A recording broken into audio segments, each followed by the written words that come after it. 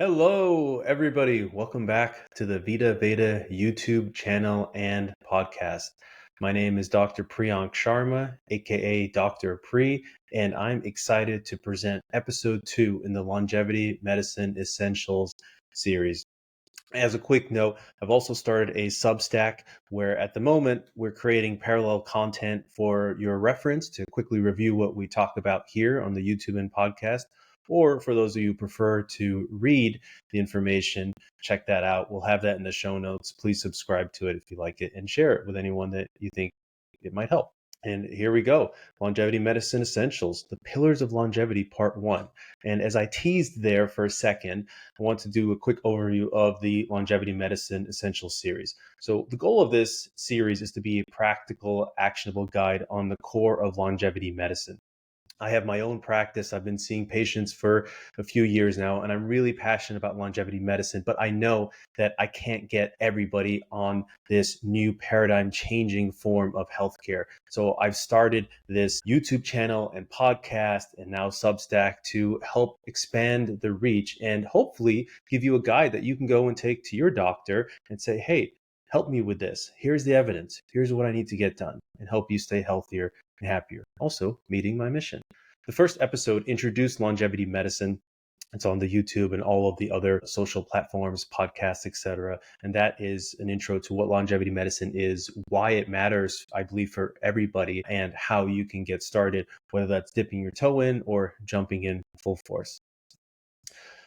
So this series is really going to help you take longevity medicine from knowledge to action. And this is the exact process that I went through in learning longevity medicine that took me years. Hopefully I can condense it down to a much shorter time frame for you. And really the steps are begin with your goals, which we'll talk through today, and then dive into the health areas that need to be optimized and the diseases that need to be prevented in order to reach your longevity goals. From those health areas, we'll break it down into the different biomarkers that you need to check. Some are blood tests, some are imaging, some are physical fitness assessments. And then we'll go into different testing and targets, and finally interventions in areas where you are off track. So with that, you'll have an end-to-end idea of, all right, here are the main areas I need to focus on, and here's how I do it, and here's what I do if something goes wrong. So the goal of this specific episode is to introduce the health areas that make up the pillars of longevity medicine and understand why these areas are critical for longevity, both lifespan, meaning extending the years that you live, and health span, meaning your quality of life in those years. As a quick reminder, longevity medicine is focused on the gaps that are left by the current system. So healthcare really is a triangle. I think of it as managing acute diseases, preventing chronic diseases, and then maintaining a certain quality of life, which is both physical, mental, stress, etc. Traditional medicine does a great job at number one, acute disease management, but chronic disease prevention and optimizing quality of life, we don't even really touch that stuff. And this is where longevity medicine steps in. So coming back to our framework, taking the abstract and making it actionable, we start with your longevity goals. Pretty simple, actually. Two main questions. Which decade do you want to live until? Your 80s, 90s, 100s, or longer? And then what do you want to be able to do at that age? What kind of functionality do you want to have? What kind of life do you want to live? And I have to credit Dr. Peter Attia for first bringing out this framework. And I think it's a brilliant way to think about it, very simplistic. Just imagine what you want your life to be. And then the job of the longevity medicine doctor is to figure out what you need to do now in order to reach those goals. And that's what we're going to map out right here, starting with the different health areas. So we're not going to get into all the biomarkers yet because this is complicated, and I want to lay it out for you so you can really understand how to derive what you need to do to reach your health goals. So today we're going to do the first part of the health areas. And at a really high level, there is prevention of chronic disease, and then optimizing what I call abilities, sleep, strength, aerobic fitness. And on the chronic disease side, there's cardiovascular disease, dementia, diabetes, and cancer. These are really the most important ones. This episode is going to explain to you why these are the most important pillars. And then the next episode, we'll talk about what are the different segments of these abilities. And then the series will go into each of these areas and help you understand what the different biomarkers are you need to test for those. One quick note, a chain is only as strong as its weakest link. I had a basketball coach who in high school really loved this phrase, and it really resonated with me. And it makes sense. If you are depressed, but you have perfect cardiovascular health and no disease in a traditional sense, but your subjective experience of life is terrible, then is that really what you want out of your health? I don't think so. Likewise, everything could be great, and then all of a sudden you could find out you have cancer and only have a few more months to live. So we really need to stay on top of all of these different elements in order to get you to your longevity goals and that life that you really want to live. And I'm going to do something I don't normally do, but I'm going to go backwards here and come back to those longevity medicine goals. Because as you're listening to this, I want you to just really close your eyes and think about, what is it that I want to do in my 80s or 90s or my hundreds? Do I still want to be able to take that trip to Greece? Do I want to be able to take my overhead bag on the plane and put it up there and not need help? Well, that's going to require, of course, you not having diseases that cut your life short, but it's also going to require you having a certain amount of strength and a certain amount of aerobic fitness. So all of this matters. And if you recall, in the first episode, we talked about the centenarians, the people who have exceptional longevity. It's not that they're living 30 years longer with heart disease. They are delaying the onset of heart disease or cancer or any of these other diseases. So the name of the game is to stay as healthy for as long as possible and really make sure that you are healthy across these different dimensions. That's part of why this is so difficult. The human body is complicated and there are many things that can go wrong. And truly, the healthcare system hasn't been set up for that yet. Until now, I believe longevity medicine is going to change all this. So let's start in that first pillar, cardiovascular disease. And for each of these, I'm going to explain why they're critical for longevity and break them down a little bit to demystify. Cardiovascular disease, 640 million people worldwide living with it. Number one cause of death worldwide, and that's increasing as quote unquote lifestyle issues increasingly become a cause of death.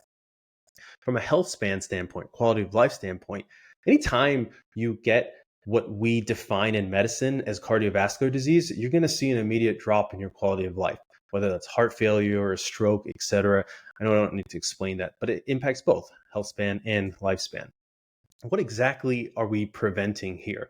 Back in the day, when somebody had a disease, we didn't always know right away that it's related to the same system. So now in retrospect, we can look back at cardiovascular disease and say, oh yeah, coronary artery disease, peripheral artery disease, congestive heart failure. Those are all the same underlying physiologic process. And why that matters for us as we're talking about longevity medicine is because the same risk factors that exist for peripheral artery disease could potentially cause you to have valvular heart disease or to have a stroke.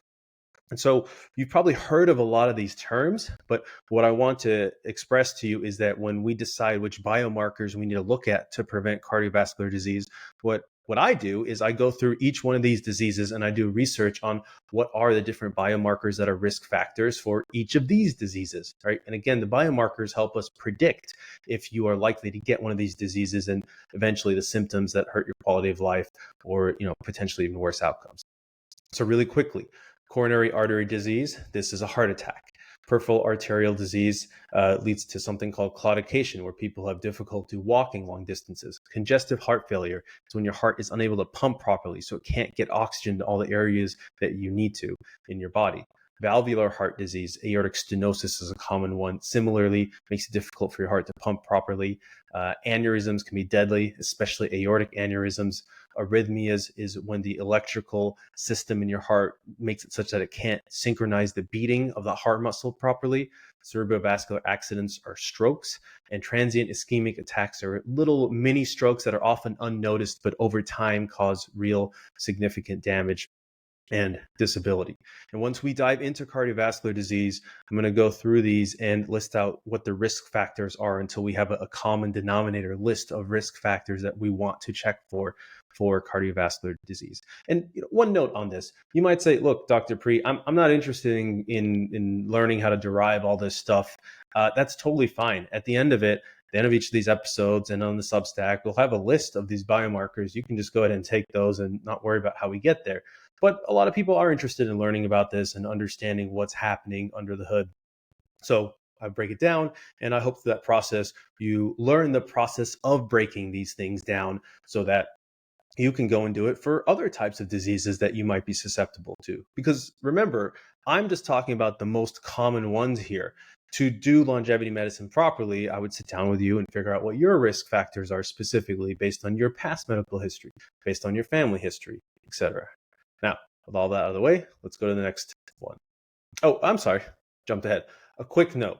One term for those of you who do want to dive even further and go into the literature, there's a term called major adverse cardiovascular events, or MACE. This is a measure used in research to determine if an intervention is useful or not. So basically they'll say, well, we tried this medication, did it decrease MACE? And I bring this up because I'm going to be talking through literature and citing MACE. And it's typically made up of a hospitalization for heart failure or unstable angina, which is chest pain, some kind of procedure needed to help with your cardiovascular disease. So these are angioplasties or CABG, coronary arterial bypass graft, to list it out, heart attacks, death from cardiovascular causes, death from any cause, and stroke. So this is a research term that we'll be citing. I wanted to just define it here so you can come back and reference it later if it's helpful. All right. The second pillar of longevity medicine, the second disease that we really want to prevent, is dementia. So why do we care about this? There are more than 50 million cases worldwide of dementia, and it's rising rapidly. In terms of lifespan, seventh leading cause of death worldwide. And health span, this is pretty obvious, but it leads to a lack of mental functioning, loss of independence, and has many distressing symptoms, especially for those witnessing it, sometimes more for those witnessing it than those going through it, but certainly for both. So what are we really preventing here? So dementia is characterized by having a progressive cognitive decline, and it affects multiple domains, especially memory, often starts with memory, and it leads to an inability to function. Alzheimer's dementia is 60 to 70% of the cases. It's by far the most common, and the first feature you often see is anterograde memory loss, meaning you don't remember more recent events, but you do remember older events. And that'll then progress to difficulty with language and visuospatial impairments, and eventually agitation, personality changes, social inappropriateness. The other types of dementia to look out for, really the key for everybody listening, is vascular dementia. And so this relates to the cardiovascular system. And once we get into dementia, you'll see that a big risk factor for dementia is cardiovascular disease. So that's where we spend a lot of our time, in addition to diabetes, which we'll talk about in a second.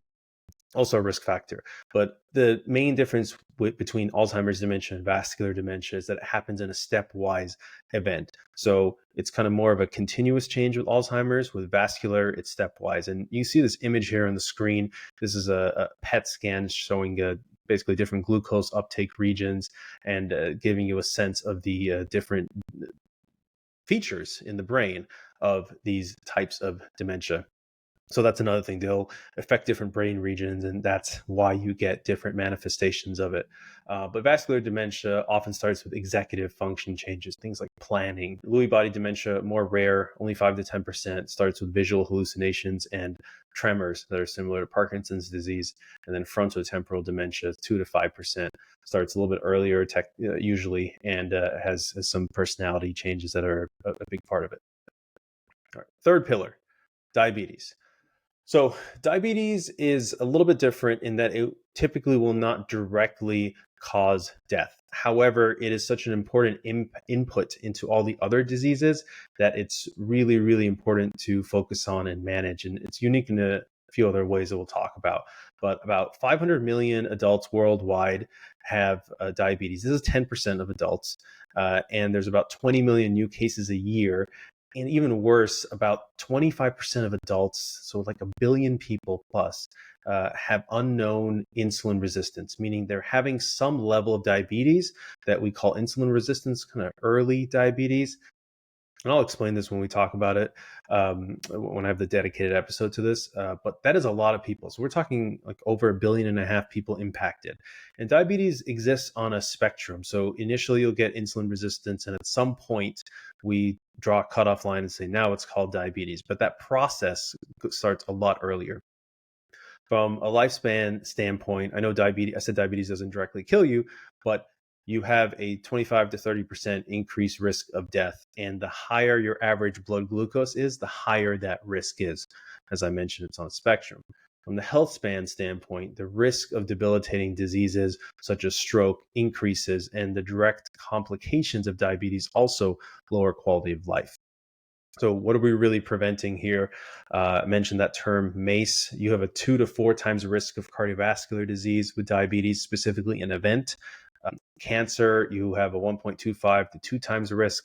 Dementia, 1.5 times risk. Fatty liver disease, which in developed nations like the US is now the most common cause of liver transplant, that's a 2 to 3 times risk if you have diabetes.